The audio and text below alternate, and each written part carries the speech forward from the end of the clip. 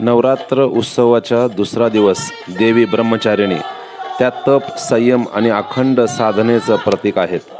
कथा अशी, हिमालय कन्या पार्वतीने भगवान शंकराला पती म्हणून मिळवण्यासाठी कठोर तप केला. कित्येक वर्षे उपवास, भजन आणि साधना केली. इतकंच नव्हे तर पान फुलही सोडलं आणि फक्त वायुप्राणावर जगल्या. याचं फलस्वरूप अखेर त्या ब्रह्मचारिणी म्हणून प्रसिद्ध झाल्या. देवीच्या हातात माळ आणि कमंडलू आहे. माळ म्हणजे ज्ञान व साधनेचं प्रतीक, तर कमंडलू म्हणजे संयम व त्यागाचं चिन्ह. लाईफ लेसन: ध्येय मोठा असेल तर संयम ठेवा. सातत्याने रोज थोडं थोडं पण प्रामाणिकपणे काम करा. श्रद्धा आणि संयम यांच्या जोरावर अशक्य वाटणारही शक्य होतं. आज आपण ठरवूया, ध्येय कितीही मोठं असलं तरी हार न मानता सातत्याने त्यासाठी प्रयत्न करायचे. तपश्चर्येचा दीप उजळे, ज्ञानाचा मार्ग प्रकाशे. जय माता दी.